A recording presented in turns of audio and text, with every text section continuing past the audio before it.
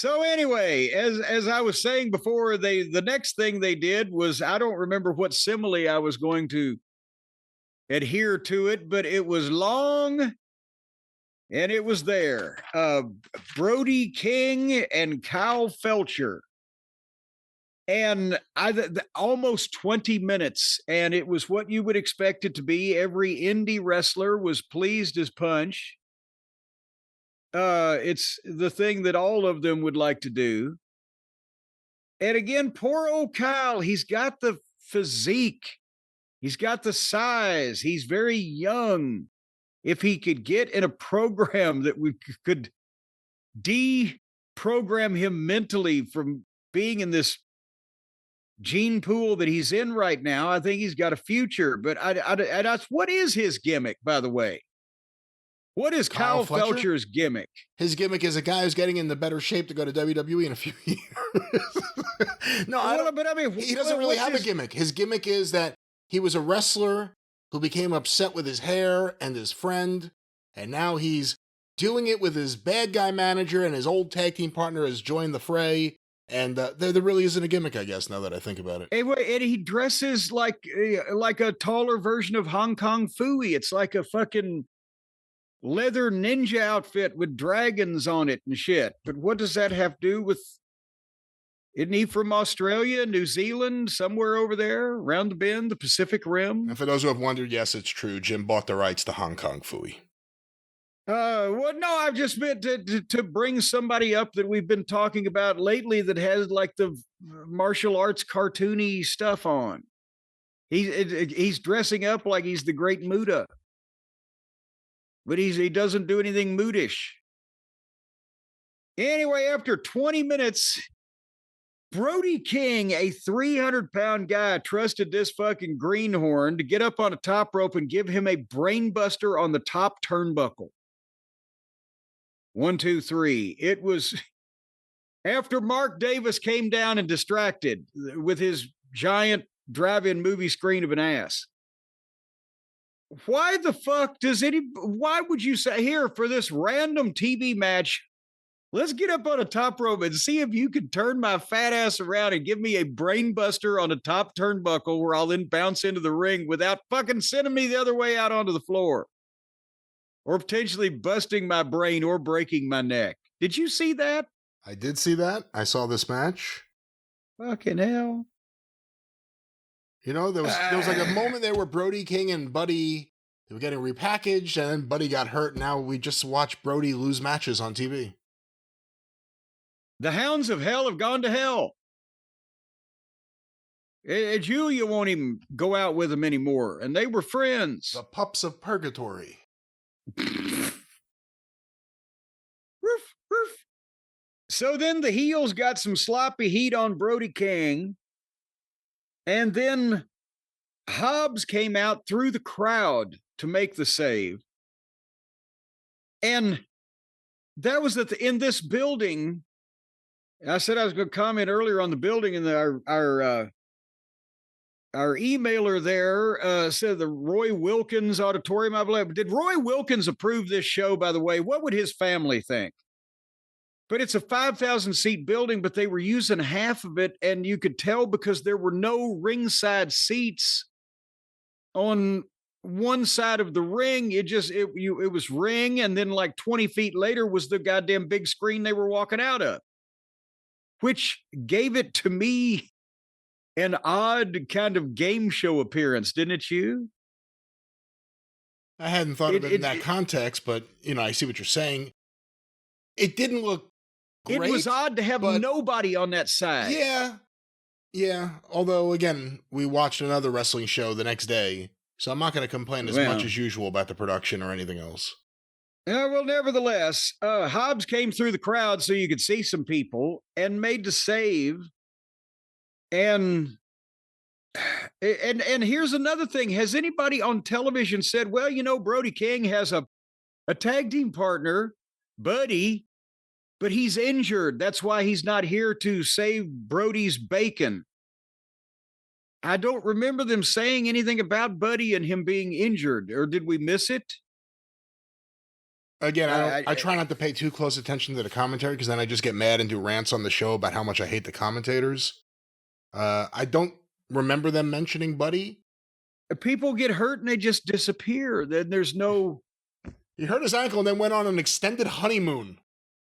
He'll be back whenever he gets here. He's on a boat somewhere. But anyway, the reason why they did this finish with Hobbs and Davis being involved was because when they came back from the break, we could have Powerhouse Hobbs against Mark Davis with his giant ass. And this, no pun intended, was butt fucking ugly. And poor Hobbs.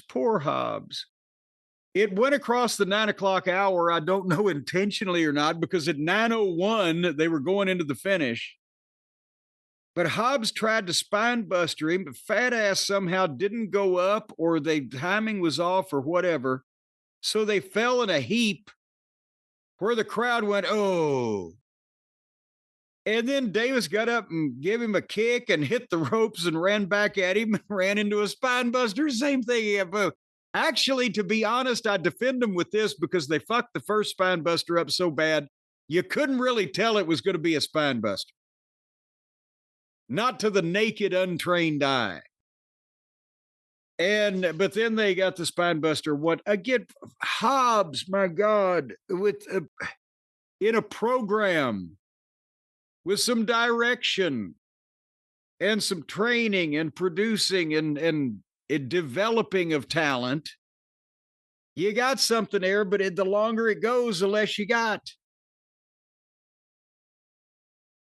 What did you have heavy thoughts on the Hobbs Davis controversy here? I wouldn't say heavy thoughts.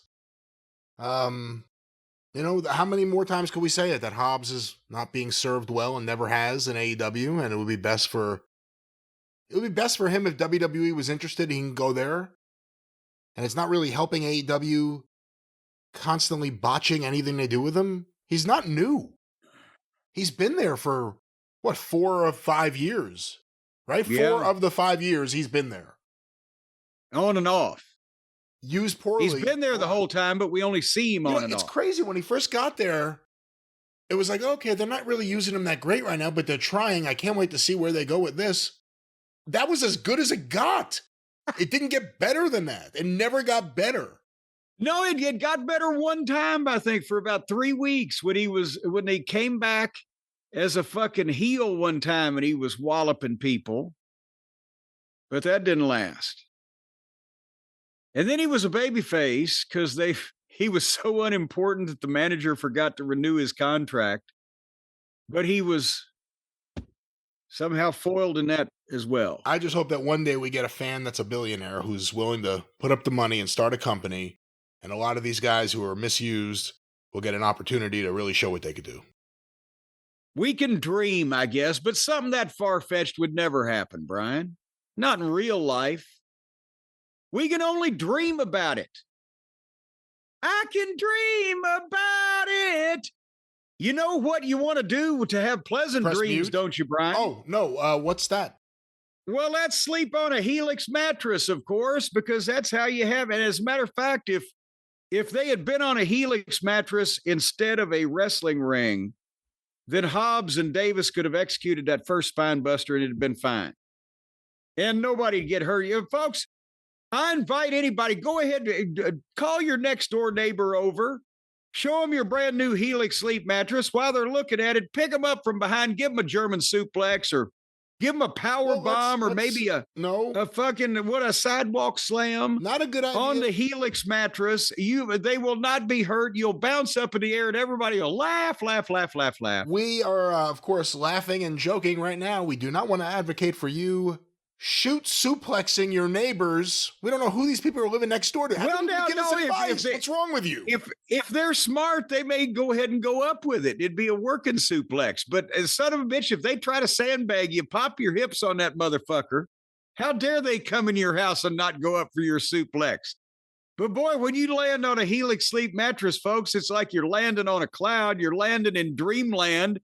It's like you're in suspended animation. As a matter of fact, you suplex that obnoxious loudmouth woman next door hard enough, and she may be in a state of suspended animation where you get some peace and quiet. Listen, let's not talk about that. Let's talk about suplexing your old mattress out and bringing in a brand new Helix Sleep mattress, a mattress just for you, however you want it, however you like it. You take the survey, you get it. It is a fine mattress. We have them here at Last Manor. You have them at Castle Cornette. We could say we endorse them, we like them, and we could say we like them, and we want them to like us. So let's be friends, Jim. Well, let's all be friends. Remember, you can get close to somebody on a Helix Sleep mattress too, and you can exchange a variety of opinions and fluids. Just pop your hips and just pop your hips and boom, it's the same principle, folks, except you're taking them for a different kind of ride. Okay. Anyway, the Helix Sleep principle it's very simple. You're going to go to helixsleep.com. That's HELIX. helixsleep.com, and you're going to take that quiz, and they're going to ask you, how old is the next door neighbor you wish to suplex on this mattress? Would you like it to stun them a little bit, or want them to land safe? These will not be the questions on your sleep survey. You do not have to worry it's about like them. how you like to sleep or what kind of bumps you like to take. Let's say sometimes in the middle of the night, if you sleepwalk and you dream you're Randy Savage, you might drop the elbow off the dresser into the middle of the bed. You want to make sure that you and potentially your wife or whoever you're sleeping with, no judgment there, has the right kind of mattress for you to land on. But nevertheless, you take that quiz, you figure out who's going to be bumping where, and then they send it to you. You don't have to suplex your old mattress out. You can, because you're not going to hardly be able to move it. You're going to have to drag it. You're going to have to push it. You're going to have to throw it out a window. But then the new Helix mattress comes in, and it's in the box where one person can just maneuver it to where it needs to be, and then open the box and watch it expand into its acquired space. It's a pleasant process, sort of like leaves blooming in the spring. And then you can go outside on the old mattress in the backyard and let the dog shit on it. Tell it what you think of it, because you got a new mattress and you're going to get a great night's sleep, and you're going to get money off, because if you go to helixsleep.com/JCE, then you're going to get 20% off and 2 of the free dream pillows with your mattress purchase. So you buy the mattress, you get 20% off. They're going to throw in 2 pillows. And the dream pillows, of course, we've mentioned this. They manufacture them out in the deserts of Arizona, where they dip them in an old Indian hallucinogenic. No, they do not dip it in any hallucinogenics at all. That's why they call them dream pillows, because as soon as you turn your head over, stick your nose in that thing, whoo, boy, heavy metal. I'm telling you. You know, a real quick aside here in the middle of Helix, because we love them so much that we want to talk more about them. But you brought up the desert. I just saw in video, it was like one of these, there's all these YouTube channels of people who get arrested. Like there's all the dash cam footage and all the what, I always forget the name of it. Yes, the body cam. The body cam. The body camera is what you're talking about there. They arrested some woman at Burning Man. She didn't seem like a young woman. They arrested her there, and whatever she did there, she did. And they asked her on camera, have you ever been arrested before? She said, yes, I beat up Jerry Lawler's girlfriend. I was involved with their bar on Beale Street, and she thought I was trying to do stuff with Jerry, and I wasn't. I was just friends with him, and I kicked her ass.